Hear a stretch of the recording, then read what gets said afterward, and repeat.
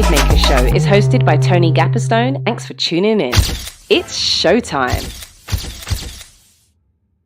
Hey, it's episode 265 of the Bravemaker podcast. I'm live. This is Tony Gapperstone. I am an actor, a filmmaker, a director in Redwood City, California. That's the Bay Area, San Francisco. My pronouns are he, him, his. And today I am wearing a maroon shirt with my jumper janitor onesie that my kids call. But lucky enough, I have an audition to play a janitor today. How random and perfect is that? I'm in my studio that has green faux stuffed greenery in the background with our pink Bravemaker logo and black and white stripes to my right. I am very excited for episode 265 because this episode I've been trying to get in touch with this guest for years, and I'm going to tell him, he kind of might know this, I tweeted at him about this, but I owe him a thank you because his sort of picking of a contest sort of thing that I did helped me write 2 scripts. So with no further ado, let me bring in Aadip Desai. Aadip, hello. Hey, how's it going, Tony? Now you get to do your introduction, where you're from, inclusive descriptions, and all that. Stuff. Sure. My name is Aadip Desai. I'm an Indian American guy. I have sideburns and floppy hair, and I'm wearing a blue shirt. My pronouns are he, him, his. And I'm here calling from Eagle Rock, Los Angeles. And there's a white background behind me. Yes. Simple. First time caller, and you said you watched at least 2 episodes. So I watched a couple, yeah. Okay, yeah. So we could say like double episode listener. Yeah. Well, so this is what the backstory is with you, is I have been listening to Pilar Alessandra's podcast forever. I was a student of hers many years ago, and she does this logline contest every December, and I always just throw a logline in there because it's good motivation. It's a contest deadline, that kind of thing that lights my fire a little bit. Little push. So 3 years ago you picked my Christmas, it's called Mrs. Claus Secret Agent. I think it was one of your top maybe 10, I can't remember. And I was like, this is awesome. Higher than that, it was just a log line. And so then I wrote it, and now I have a full feature animated children's movie. And then last year, 2023, my Bride of Frankenstein comedy called The Bride's Name is Brenda was in the top 10 or something too. And I was like, this is awesome. So thank you for the contest, you and Pilar doing that. I will submit again, no pressure. Now this year I'm not going to get picked at all. I'm going to have all this kind of anxiety. But either way, I really appreciate it. I'm stoked to get to have you on the show. Here's the trick to get me to put my thumb on the scale is like anything wacky mashup, genre-y, and then Christmas. Like you basically... you're like front loading it if you do that. And so you did all the things. I love that. And you wrote the log line as well. I mean, the log line has to be, there has to be some craft to the log line. You can't just, the idea itself won't get it all the way across to the finish line. But I'm glad that you wrote these. I mean, that's pretty cool that you did that. It's very exciting. People, I think we need those and this was free too, by the way. I did not have to pay to enter this contest. That's another cool thing you all do, right? We get so many submissions. I'm sure. It's crazy. Yeah. I'm sure. I hope that it's like a fun thing for you to do. I love doing it. Yeah, I love doing it. I like kicking log lines around, and that's fun. That's awesome. And I just like to see people's their creative ideas. And they go, oh, I never thought about that, or I thought about that, but this person's on, they have a better way into that kind of story. So I like seeing that. It's inspiring to me, So I was gonna say, so the inspiration, I'm sure it could be overwhelming too, like to kick yourself into gear to make stuff. But I know you are making a lot of stuff. You are working or trying to in this wild time. Let's back up and hear how your way in was. How did this whole entertainment industry job start for you? I mean, I came into the music business first, and so that was my dream, was to be like a professional jazz trumpet player, or like a professional indie rock drummer. And I did play professionally as a trumpet player and drummer for a long time, and I wanted to actually really make music for movies. I wanted to be a music supervisor, work with composers and directors, and then when I started doing it, I was like, this is not as fun as I thought it would be, because it was so much legal stuff. Yeah. And that's become like more and more of a thing with music supervision. But I'm like, I like picking the music. I don't want to go run down, some manager or some publishing company. So I did that for a long time. I like interned with Randy Jackson. So I worked with Mariah Carey, and I worked at NPR station, and there's all kinds of things. But I came to LA after I was running the Northwest Screenwriters Guild for 3 years. And I was like, I need to get some sunshine, and I need to go to LA because that's how you write for television. Mm-hmm. At the time, you could not just be outside of Los Angeles and get a writing job. Like, it just wasn't gonna happen.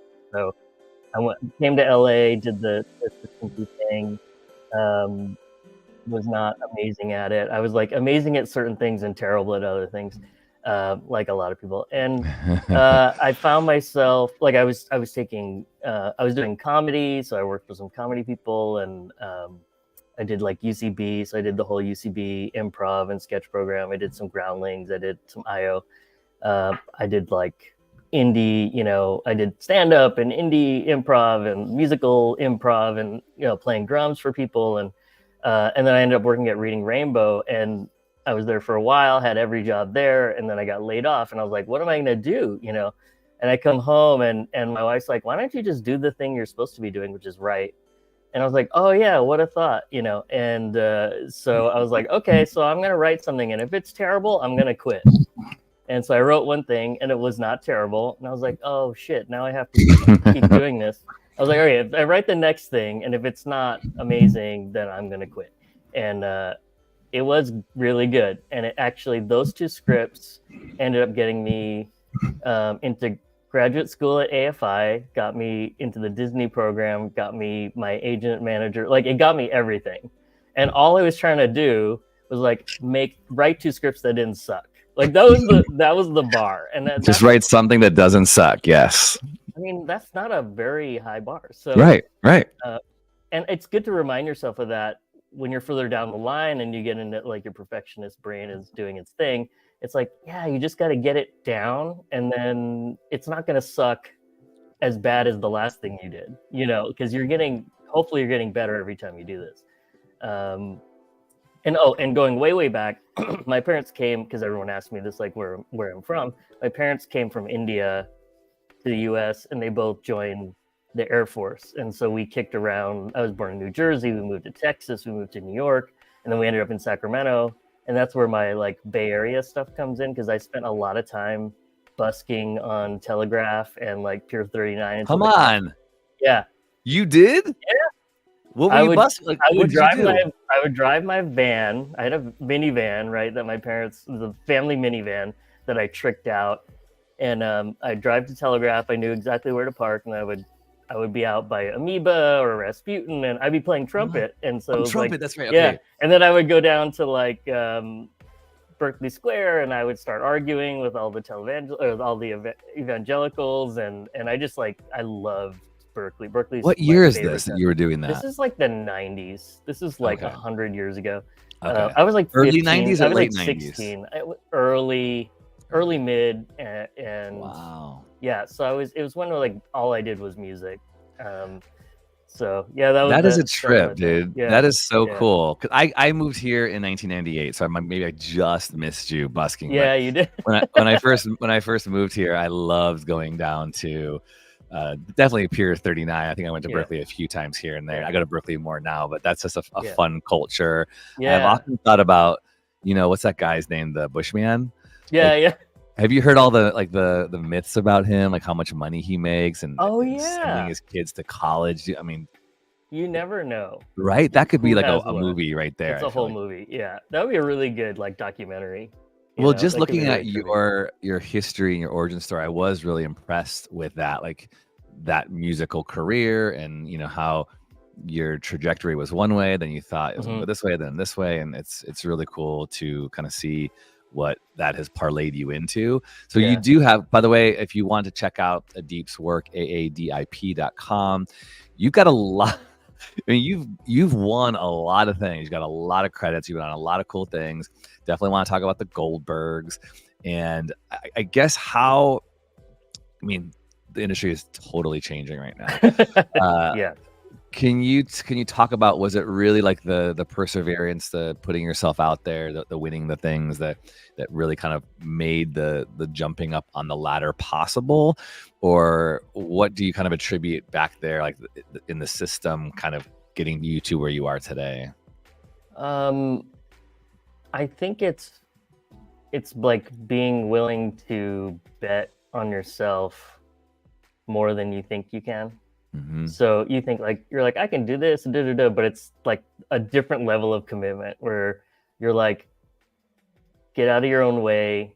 You can do this. Don't worry about what everyone else is doing. Just keep your eyes on your own paper. You know what I mean? Like that, the comparison game is what can kill you in this business, right? Yeah. And we all do it. It's natural. It's human nature. I was literally doing it yesterday, so I'm like, I'm not better than anybody.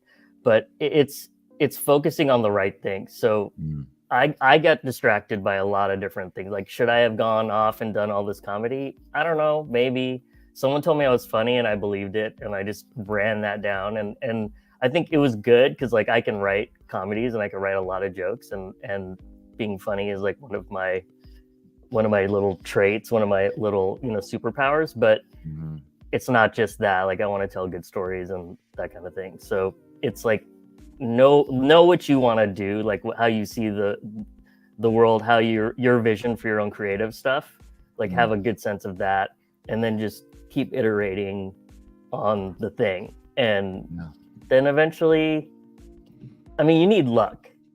That's the other thing. Like, you got to have the preparation part, where opportunity meets preparation is luck.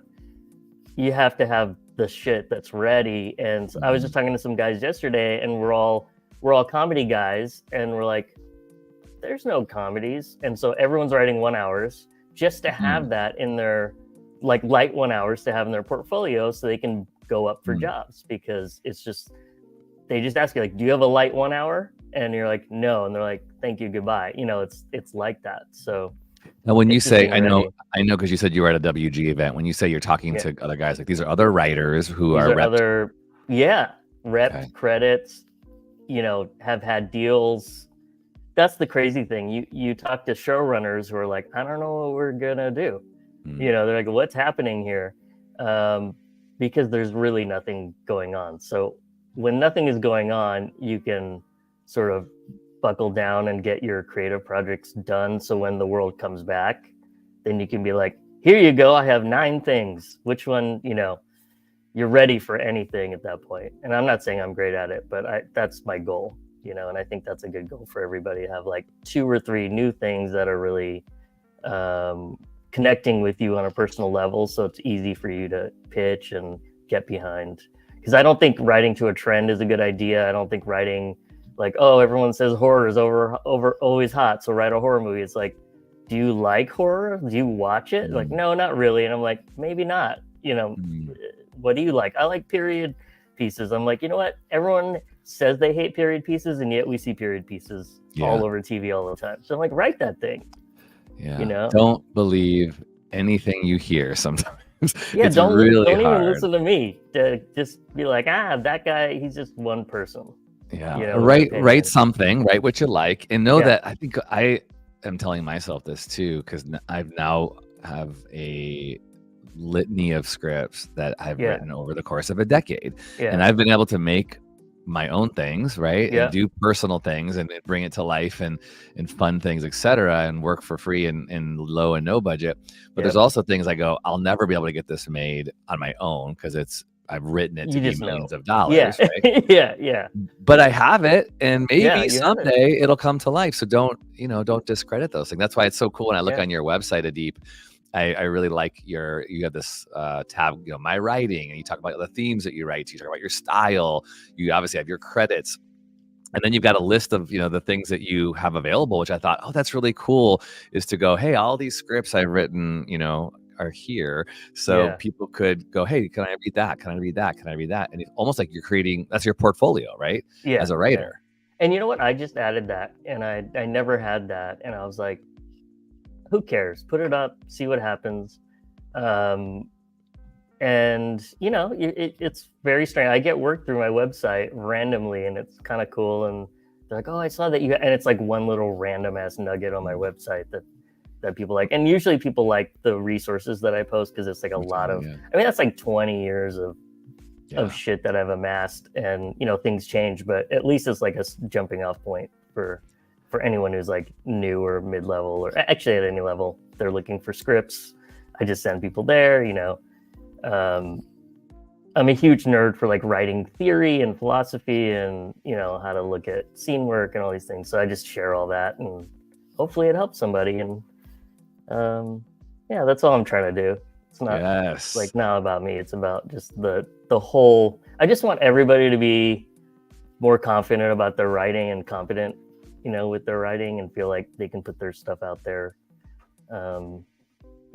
That's kind of my weird thing. I think we're in a weird time because there's just no work.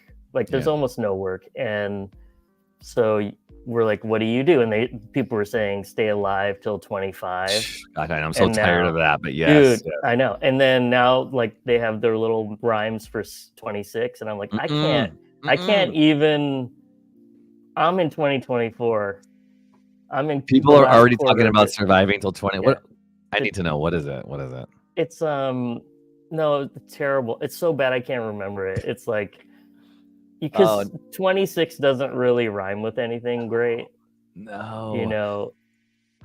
All right, so let's talk about the weirdness and just the staying alive in 2024. Like, we're in October. There's still 2.5 months left, and how are you doing it right now? Is it just kind of, this might be too deep and transparent, but is it just like savings, because I've had to do that too. And I'm looking at like, I have about a month or a month and a half in reserve right now, just being totally transparent. Yeah. And I go, I got to find other gigs. I'm on LinkedIn right now looking for things to do.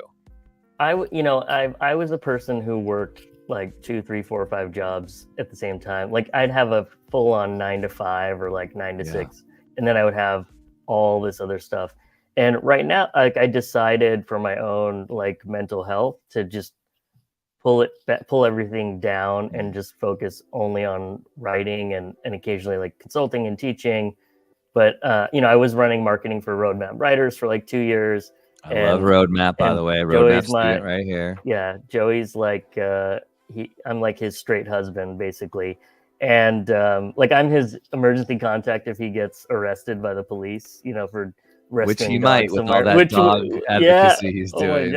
No, he goes, I'm gonna be over here at this time. If you don't hear from me 45 minutes, something's wrong. I'm like, okay, that's another movie. Why is nobody writing Joey's movie? I'm like, I don't like that you do this, and this is like 7 years, 8 years, maybe 10 years of this. He's been doing this with me. So that's let's see what else. So the way I'm keeping it together is I have a project that's in development. We just signed like a shopping agreement on it, and the producers like the work we're doing. Like they're like, we gave them our pitches and they said, we have 3 notes. And I'm like, what? And they're like, yeah, change this word to this, take this word out, and then maybe think of this one change. And the one change was big, but not impossible. And I was like, oh, this is cool. This is fun to work with people who are reasonable. That's great. And so that's like, we're trying to figure out when to take that out. And the thing is, everyone's like, we're not going to take anything out this year. That's just like what everyone is saying, like, wait till 26, because not only does Hollywood shut down come mid-November, like Thanksgiving to January 7th. Oh, look, there's Rufus. And with the election, people are like, we're going to wait to see how the election shakes out. I'm like, what? Oh, man. So we all have time. That's the thing we do have. We have some time. So if you feel like you're a person who's like, I don't have enough stuff, you can have enough stuff when the world comes back. And like even having stuff could be one great script. It doesn't have to be a whole portfolio of stuff. You just need 1 or 2 things that are like, this is who Tony is. This is who, like I see your log lines, over the years. I'm like, I get what Tony does. Like I get his vibe. And so you never know what kind of impression you're making on people and when and where. And so you just keep on the grind, and I've tried various ways of tracking my work and like really anal retentive spreadsheet ways. and really simple, like I wrote today, check mark, in my bullet journal. So whatever keeps you moving forward. And I don't think you have to write every day. I think there are days where you're just going to put shit on the page and it when you wake up and you're like, what's the point? I'd rather just do dishes that day, or, go play music or whatever. And I think having a secondary creative outlet is really important for writers in particular, because we get all caught up in like the writerly thing, and that's our identity. And I'm a screenwriter. And it's like, you're a person who writes, and you're also a person who is maybe has a family or lives in a tiny home or has this, huge dog, whatever it is that you have. Like, you're more than just your writing and your writing career. I think that's the most dangerous thing I think you can do to yourself in this business, is be like, that's what I am, and that's it. Go all in on that, because you have no control over where that goes. So you have control over the work and your attitude and the people and relationships. So anyway, that's my rant. Well, what I appreciate about what you're saying too is also what I've taken. I just signed up for the 4th tier, so I've been with Roadmap. I've been with Roadmap for a couple of years now, doing the one-offs, and Roadmap partners with Bravemaker in the summer. It's been so cool. But as I've been doing the intentional career writing program, which is kicking my butt, and I really love that because I wanted my butt kicked in a good way, giving me deadlines and stuff, is that Joey always says you're a human first, and that's what you're saying first too, is you are more than just your work. You're more than just your brand.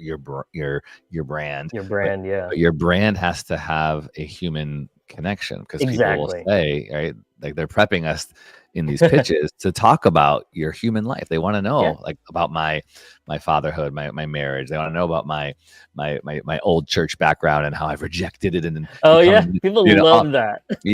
Right. They really want to know like who you are and what do you do. You're a trumpet player. Oh, interesting. Which okay, my brain just jumped to Whiplash. Because I'm doing a short film that is loosely based on like if Whiplash were in the acting world with an acting teacher, and I was thinking about, as you were talking about, what do you think about that that film, that stuff? But also, I think the deeper question is the creative kind of like mythos about pushing people and suffering for your art and doing whatever it takes, even if it means you're treated like shit, because there is a lot of that in the industry. I bought that, like a lot of people, where it's like, suffering is part of the process, and you have to pay your dues, like paying dues. Paying dues. And I'm like, you know what, there are people who don't have to pay nearly as many dues as other people. And so let's maybe get away from that and be more about, what is my creative spirit, what is my goal, what do I want to say about this world, and these are only things that you can get to when you have some objectivity, and you can look back. Like when I'm 22 and or 21, I'm on the road and I'm drunk all the time, and I'm like, writing letters home, and that's how I got into writing, was like writing letters, physical letters home to my girlfriend, and she showed them to people, which I didn't like, but they were like, these are funny, and we know you love television, you should maybe look at that. That's another great idea, dude. That's awesome. I love that. I feel like that's like a Netflix rom-com or something. But like, it's like little things, like as a trumpet player, you're like, hey, my load-in is easy, so that means I can get to the drink tickets first and then drink all the drinks before the rest of the band shows up. Like, you can do things, like you just learn these little tricks in life that you're like, let's make this interesting. And all I have to do is leave my house and I have new stories, and that's another thing. You need to generate new ideas and material, but like not all your stuff is going to be good.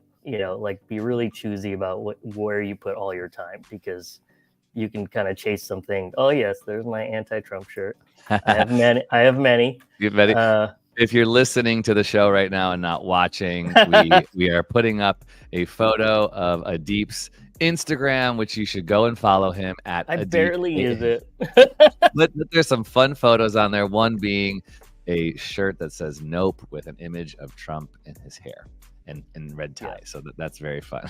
You're living your life, Aadip. You're getting out of the house. You're experiencing things that you can then, from a human level, put into your narratives. And that's like you said, people asking about your background, like your ex-church background and fatherhood. Like I write about fatherhood, so Mhm. that's one of my pillars of my brand, if you will, because I can't get away from it. Like everything I Yeah. write is just, I call it like dadcore, and it's just like that's what I'm gonna write. So I'm not running away from it. I just keep, like I lean into it, and that people are like, well, what kind of dad are you? And then I'll like show them some stuff and like, okay, you're one of those dads who's like in the mix, like Mhm. you get messy.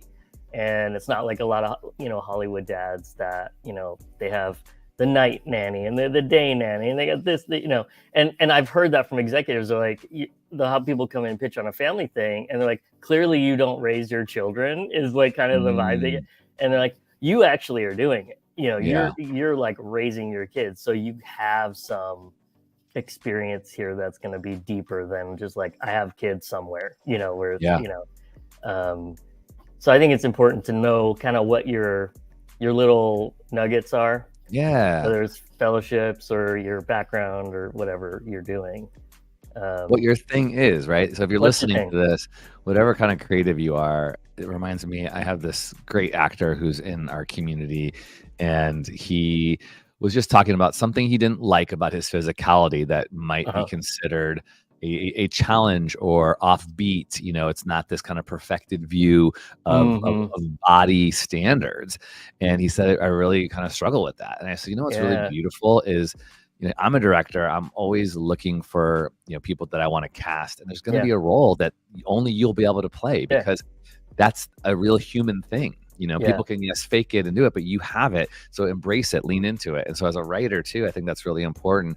No one else can really have the history that I have with the work that I'm doing and the experience that I have. And so that might also narrow the opportunities, but that also opens opportunities that when they're trying to staff a room for a particular show, I would be perfect for it. Right. And here's a great example. It's an acting example. But like Anthony Kerrigan, who plays NoHo Hank on Barry, he has this whole vibe, and people are like, oh, you're not going to work because you don't have hair, blah, blah, blah, blah. But like, can you imagine NoHo Hank any other person than him? You can't, right? And that's just like, and he was working hard, grinding it out, great actor. And then just, it's that luck thing. The people are looking for that ineffable quality, and you walk in with it, and there's like, that's my person. Yeah. And you can build a whole show around that character and that person. You could split that off and have a NoHo Hank show easily. So there's the body thing with actors is really hard, because it's hard. It really can get in your head, and it's hard to put yourself completely out there if you're like, if you have some dysmorphia kind of going on and all that. So I definitely feel for actors in that way. I had a casting director. It was a long time ago when things were different, and all of the commercials were very the quote unquote all American. And I've always been a facial hair kind of guy. Yeah, exactly. And they were always like, "You're not gonna get cast with you're too punk rock, or you're too rock and roll." So shave. So every time it was like, "Are you willing to shave? Are you willing to shave?" I'm like, "Yeah, I'm willing to shave." "Are you willing to shave for the audition?" I'm like, "Wow." I know. Now it's like they don't care, right? Yeah. So that casting director, no one's gonna cast you with facial hair. I'm like, it's just dumb. And I heard Cooper, I don't know if I'm saying his last name right, Koch, who was in the Menendez brother show. Somebody said to him, an acting teacher, "You'll never get cast because of your voice," because they said it sounded too gay. Too gay. Right? It just is wild that these things are being said. I hope they're not being said anymore. Maybe they are. I don't know. There's a monster somewhere. Yeah, sure. There's always one, right? And by the way, I'm obsessed with the Menendez thing, so I watch all the Menendez things. But I had an improv teacher, and this was like a really unhelpful note, and he like stopped the class. He's like, "Aadip, there's something wrong with your face." And I was like, "Okay, now what's the next move?" Right? Like, I can't change it right now. I was like, I can't get plastic surgery during the break. So what is it that you mean? And I think I don't really know what he meant, but then, your face is your face. Right. So I wonder, Aadip, like, How could he have said that differently to you? Because I think as a director and I teach acting too, I will notice something, and I keep hearing this a lot in notes on my work. People say, I bumped on this thing. I bumped on that. I bumped on your face. Yeah, I bumped on your face. Yeah, what is it? Well, it's really funny. Bumping on your face right now. Your face. And I'm like, I'm looking around, I'm like, am I an alien? And yes, I am. The way to do it in a nice way, and like comedy's not nice, so you have to have a really thick skin to be in comedy. He could have said, I noticed when you're in a scene, maybe you look down at the ground, or your face is asymmetrical in a way that is off-putting, like whatever is constructive, because your face is shit is not like a very helpful note. You have a nice face, Aadip. I'm just gonna say to those who are listening, it's a nice face. Dogs lick it, according to your Instagram. So dogs and babies love me. So that's like that tells you a lot. Well, I want to hear about, you've got writing credits on Shark Dog. You've got writing credits on, and Shark Dog is an international Emmy nominated show. So congratulations on that. Didn't know it was a thing but it's a thing until I got a call from a friend. It's like, do you know about international Emmys? And I'm like, no, I've never heard of it. They're like, well, we're up for one. And I'm like, that's great. Well, you're up for it because you're a head writer. And he's like, no, we're all up for it. And I was like, no, wait, what? Oh, that's amazing. So we'll see. When is the show? It's in November, like late November. It's right before Thanksgiving. It's in New York. I don't know if I'm going because I don't know if I'm allowed to go. And I think you have to pay to be there.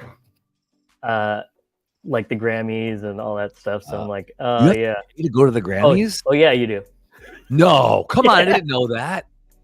What? Yeah, it's a whole thing. There's a whole industry of like, it's just so pay to play everything.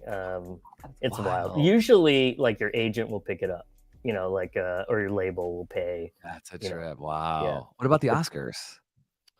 I don't know if you have to pay for you might. I'm not sure. Well, I don't really know. I have been I've done this for a few years, but every time I see an announcement of someone getting their star on the Hollywood fame. That's exactly what I was gonna. So listeners, you need to know this, that people just don't go, hey, you're ready to get your Hollywood star. Here you go. You have to pay. You have to pay $75,000. That's what I heard. It used to be 50. Yeah, and I think it's 75 now. It's wild. And you need like someone to nominate you. Right. And then they like review. So if you ever see a star and you're like, why the fuck is this? Why does this person have a star? It's because they had a friend and they had some money. And I've also heard like agents will have paid for those things for their clients before. Yeah, it's one thing, it's like it's all just smoke and mirrors. Like I've seen the Oscar red carpet many times in real life, because somehow I would find myself the night before the Oscars out with my friends way too late. We're like 2, 3, 4, 5 in the morning. We're fairly hammered, and we just stumble across them setting up the red carpet. So there's like some photos of us like walking on the red carpet at 5 in the morning, and it's like that's all it is. It's a carpet that's red. It's like is nothing. And so for me, awards are like, they're cool and they're fun and it's all good. Yeah. But like you can't let that be like a thing, in your brain. And I just presented at an awards thing and I was super nervous. And now I completely understand why awards ceremonies are so weird, because they just throw you stuff at the last second. You're like, what? You want me to say this now? And so the thing that you had prepared, like you're not saying it, or like they change up who you're walking out with, or so many things can change. I was like, oh, okay, now I know why it's such a tightrope, and so I have a lot more empathy now for people who've presented poorly in the past. It's like I've done that now, so right. I know what it's like. So in a little way, it can be such a racket. And we esteem it. We talk about it, and I'll be the first to admit I love award shows. Me too. That's my Super Bowl. Right? It's my Super Bowl too. I don't. And I worked for SAG Awards 2 years in a row, and so I got to see the behind the scenes. just like the Oscars, though, it's like, they take over this building that is really dirty, for the most part. It's like people are sleeping outside on the street, but then they put like these facades, like you said, the red carpets, and it looks so glamorous. But then the next day they tear it all down. There's the red carpet in the dumpster, and we're creating landfill. You're like, what are we doing? And half those people, or 90% of those people, walk away with nothing, and they're depressed. But I go, but they're working in the industry, and it's such a weird thing because we elevate those things, But because still, you're always like, if you're nominated, right? So you're always, blah blah blah nominated, blah blah blah, and it's like, okay, that's cool. Like you put it on there or whatever, and that's cool. But like the real people don't care about those things. Yeah, they care about people. They care about stories. They care about putting out good work. They care about creating environments that are kind. Like the best people are the best people. So you just, I didn't know very many of these people until the last few years. I was like, okay, that's a good role model. Like that's a good way to live. And so I try to be as good as I can like them, but they're just so much better at it than I am, and I'm like, I'm still learning how to be cool. Aadip, I love that. And just to affirm you, that's one of the ways I connected with you. Obviously, I was listening to you on a podcast, started following you on social media, to encourage you. You're very generative and generous on social media. You're, advocating, you're calling things out. I watch that. I see that. I really appreciate that. And everything you just said, those lists of people, like being creative and being kind and creating safe spaces, like that shouldn't be rare, right? It should be more the norm. Yeah, it should be the norm. We should be awarding that. We should be awarding those. That's a really good idea. That's a really like a congeniality award for just being cool. I know that's what like the lifetime achievement is, but maybe we can give them out before you're, Right, exactly. With Bravemaker, our festival every year, people have said like, why don't you do best movie or best director or best actor? And I've just resisted it because I know when I've had my films in festivals, it just creates this anxiety. Like first I'm like, oh, I hope I get into the festival. Good, I got in. Oh, I hope I get nominated. Oh, good, I got nominated. Right. Now I hope I win. Oh, I didn't win. Then I leave. Right. And I'm like, I just want to create a space where it's like, hey, let's celebrate the fact that you made a movie. That's a miracle, and it's good, and we're gonna show it on our screen. That's enough. I get way down. I get like, you finished the script. Yeah. You're like, I have an idea. Woo. You beat 95% of the people on the planet who say they're writing screenplays. Boom. Just finishing a script. And then, oh my God, you rewrote it and you polished it. You like really took it all the way through. Like, okay, that's another 5% you knocked off. And then you get, because really like the people who are working in this business, it's like the top 1% or 0.5%, and it's that competitive, and you just have to really go for it and hold yourself accountable to like knowing when it's not ready and not sending it too early, because I think that's a mistake I know I've made, others have made, where it's like you had your shot and you rushed it and it just like didn't work. It's like maybe waiting one more day with a little bit more, would have been better, but you also have to take your shot. And so sometimes it'll be fine. You just don't know. Like I've thrown shit out there. I'm like, yeah, no one's going to like this. And it's like, oh yeah, that's the one we're using for the trailer now. And I'm like, what? Wait, why are you using my episode for the trailer? Like, because it's that fun. And I'm like, okay. I just accept the wins, and I have a little celebration ritual. I never celebrated anything. I only just got down on myself about what I wasn't doing. And so I keep champagne in my fridge, and anytime I have even a little win, I crack that thing. I sound like an alcoholic, but I really don't drink that much. I really don't drink very much anymore. But like, we cracked open some champagne when we heard about the Emmy thing, and I think that's cool. If I have a good meeting that I thought I was gonna fuck up, I like crack champagne. I'm not looking for excuses to drink, but it's really just like enjoying that moment. Yeah. And then moving on. Yeah. So like if you're up for a show, let's say, this is really common. Like you're up for a show, you get really excited and you're like, I'm perfect for this show. This show is my heart, and there's an opening for the kind of person I am. And you're so eager and desperate, and you're just like, you put all this desperate energy into it, and you're never going to get that, you know, but like you have the shot at it. And to me, that's like, boom, that's a win. You got put up for a show that you love. Amazing. And if you don't get it, you don't get it. And that's fine. But you've only really attached to what's happened and nothing that, you know, you're not attaching to an outcome where you're like, I'm going to get on the show, I'm going to do this. It's like, hold on, just celebrate the moment. And then, you know, like when people submit things, they get really, really anxious about like, oh, when do I bother the producer? And I'm like, man, I don't even think about that. I'm on to the next thing, the next project that needs work, you know, and that stuff will work itself out.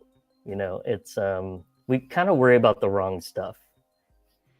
We all do it. I do it now. And I'm like talking out of my ass. Like I'm telling myself what to do. Yeah. You know, like a lot of times, like, oh yeah, remember your own advice, dum-dum, you know? So when you got the Goldbergs, you sipped some champagne. Let's talk about that, because everybody knows that show. That show's been on for a while. They did 10, 11 seasons. It's amazing. So I came in on season 7.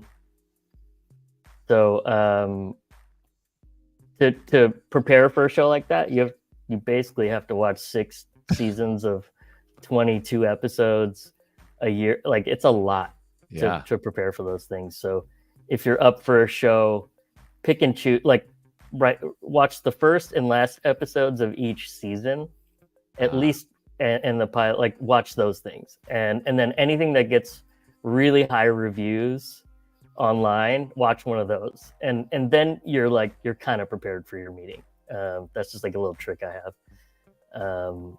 But when they're like, you're going to go on the Goldbergs, and you're like, oh, okay. Yeah, that's a humongous show.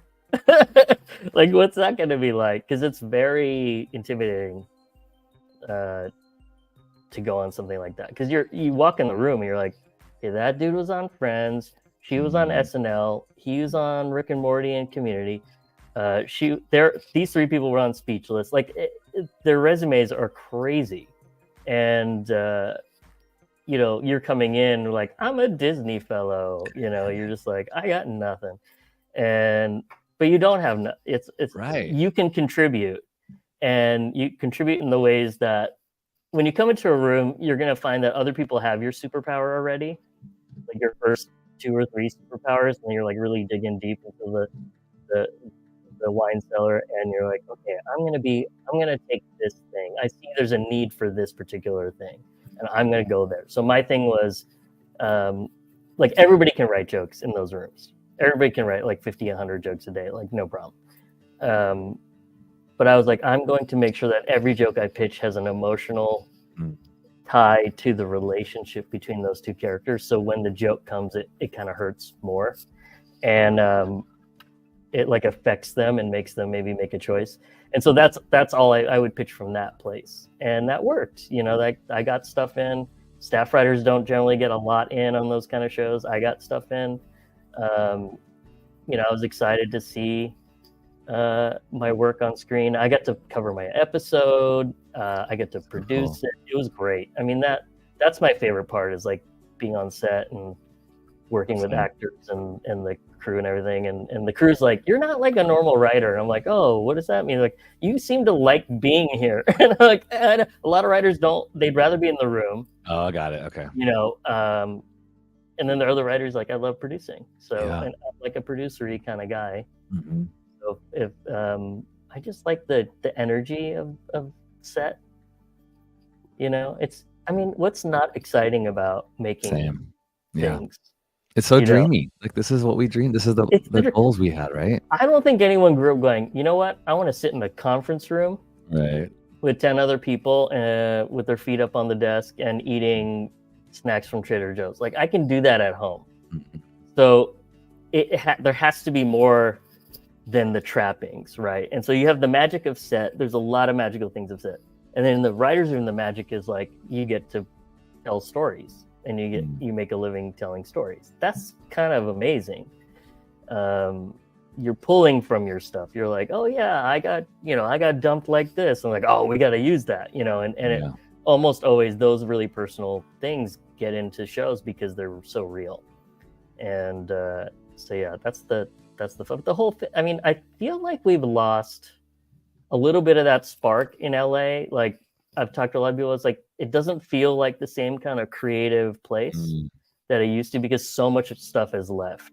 It used to be you drive around everywhere and you see people shooting and there's like trucks, and it's so like, I guess romantic, you know, but it's like all I'll the walk yellow through, and black arrow signs everywhere. yeah, all the bullshit, like all the you know, and we're like, we can all decipher them. We know what shows there are because everybody knows someone who's on a show. Like, yes, that's Station 19, or that's, you know, Togetherness, whatever. And I just want to see more of that, because that's my that's when I know we're healthy. You know, is when I see that stuff going on. Well, gosh, man, I hope, and I'm believing that's the case. I was telling Aadip off pod before we started recording about a tweet I saw, which seemed like delusional optimism that made me mad.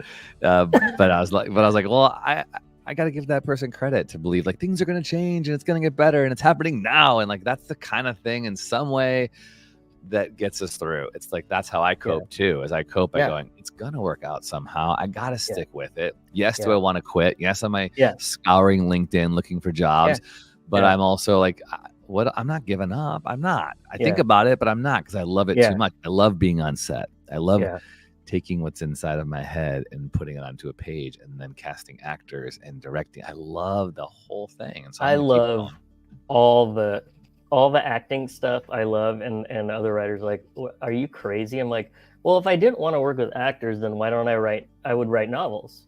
Right. You know, so like, look at the medium. We need they're the vessel to tell your story, and they have their own point of view, and together that's when you have the magic. And so I'm like an actor whisperer, like for some reason, like I worked for several actors, and whenever I'm on set, the actors kind of like find me because I'm like a safe person.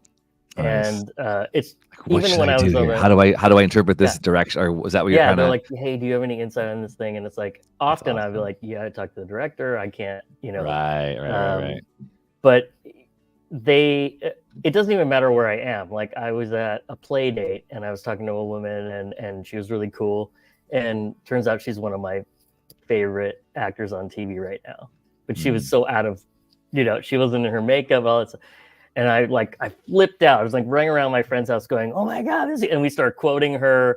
And I was like, now this is cool. And I just they find me at the strike line.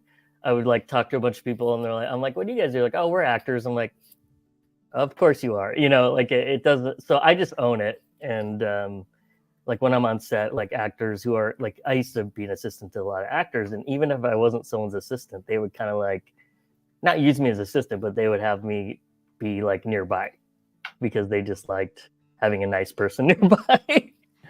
You know, it never hurts to be a kind person who's also talented and loves people. It'll benefit you. Yeah, I mean, I love people, so it's like that's not hard. And you know, I think acting is magic, and I've gotten to do it a few times, and I like to perform, and it's like, this is cool.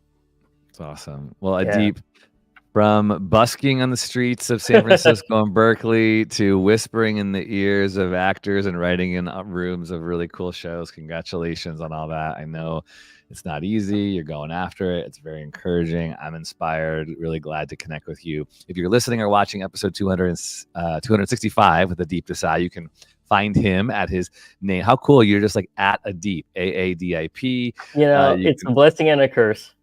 I think it's a blessing. And you can also hire him. He's got a whole list of services on his website at aadip.com.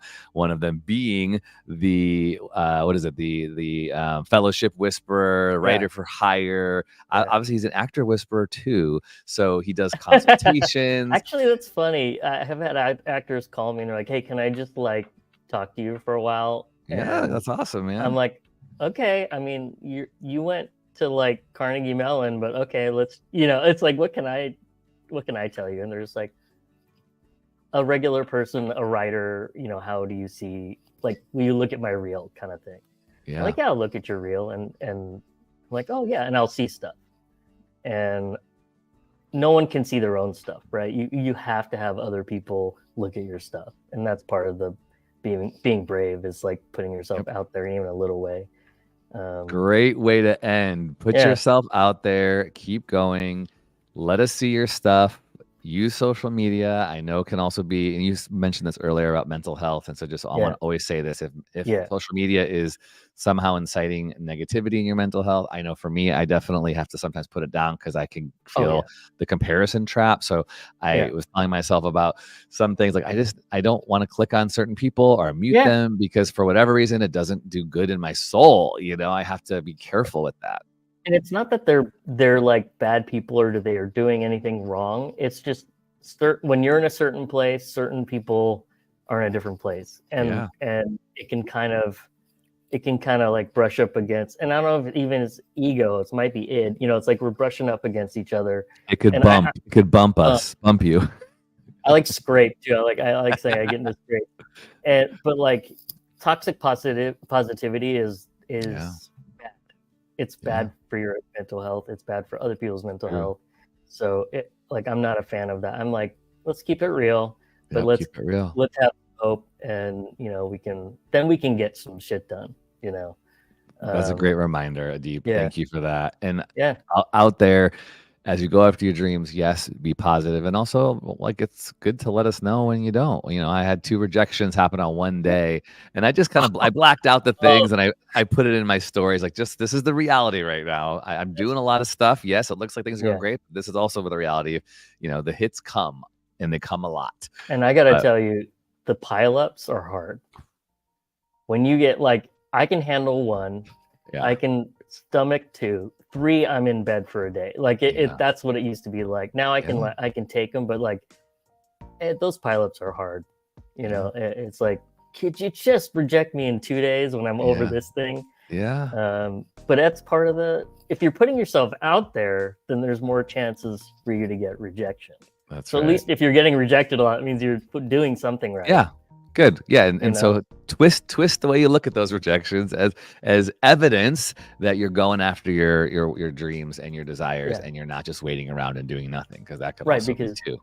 Because that's the thing, that people talk a lot, they don't take a lot of action. And I by people I mean me. And so just take a little action, and it can be a little bit like open the document and go like, okay, I wrote 1 line of dialogue. I did something today, And if that's all you can do, that's fine. And if you're like, I wrote 10 pages, that's great too, So Aadip, I really liked talking with you, man. I'm so glad we could do this. Thanks for your time. We're not done. Don't go away, because Aadip has a few things to share. Brave Faves. TV shows, films, books, songs, technology, clothing, podcast, food, and more. These are a few of our favorite people, places, and things. Brave Faves.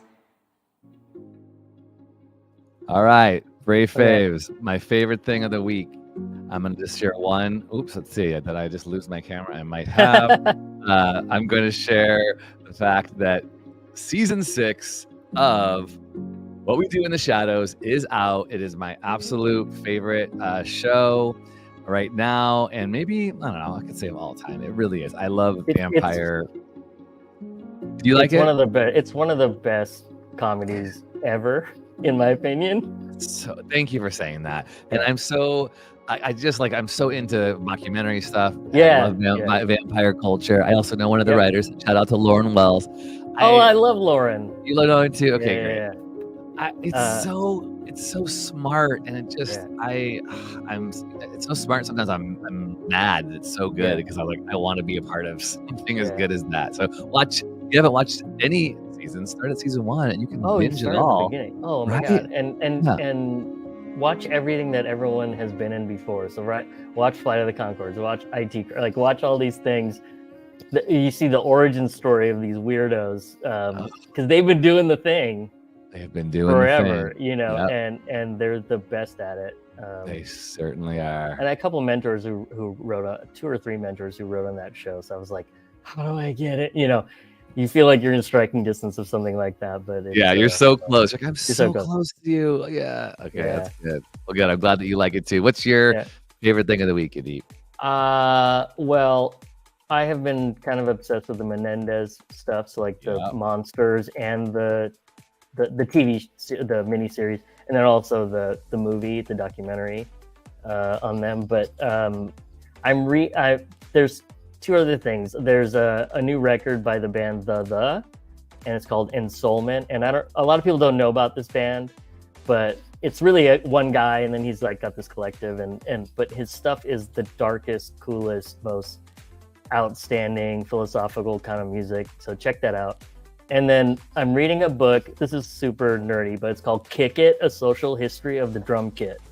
And I'm telling you, it is mind-blowing. Like it links the history of the evolution of the drum kit to like racism, so it's like social activism, technology, all these things. It's mind-blowing. And I was like, I learned about US history from learning where a kick pedal came from, you know. That's amazing. It's pretty amazing. A great way to connect. The whole title of this episode 265 is filmmaking and screenwriting. So a great way to weave that all together. It's a great reminder. Find your passions and connections and your loves, and they're going to find somehow to connect to each other in your art and in your just being a human. That's awesome. Yeah.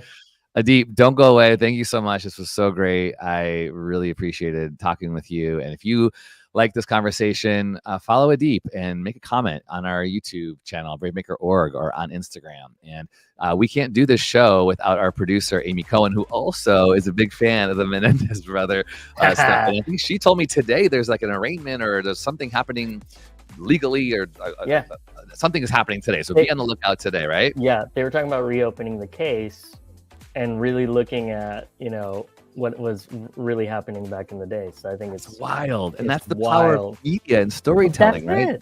Right? If this hadn't come out, this would not, like, they wouldn't be maybe looking at, you know, getting their case looked at. So yeah, these things matter. The things we do matter. You don't necessarily know how they're going to matter, but they do. Well, thank you again to Amy for our production today. Thank you to Alessia, who does all our social media producing and preparation. Thank you to Barnell Amos, who does our audio recording, editing after this airs live. And to all of you out there, thank you for listening and watching.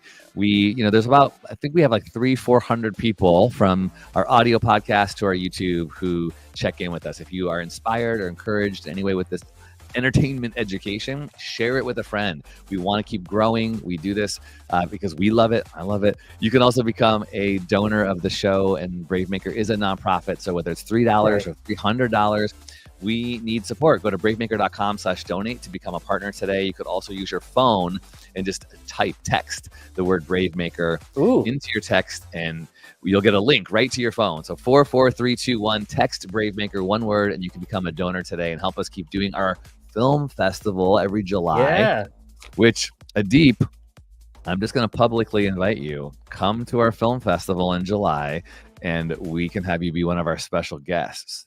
And that'd be fun. Yeah, I've been wanting to come to it. So come on. All right. You're we'll talk about it. You're publicly invited right now. All right, everybody. Thank you so much. And if you're watching within days of our Halloween party, it's October 26th. You can come. There's still tickets. We're going to dress up. We're going to dance. We're going to watch some movies. We're debuting our Creature Comforter monster mockumentary inspired by what we do in the shadows. I'm so excited to show the world what we've done with this. Show the 50 people who come to the party.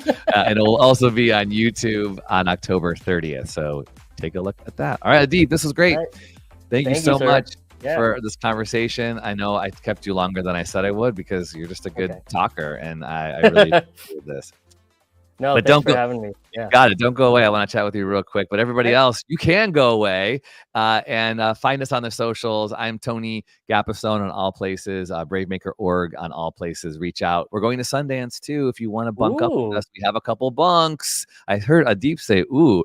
Let us know if you want to hang with us. We party and we love hanging out on the streets of Park City. It's super fun. All right, that's all I got. Brave stories change the world, and you are the story.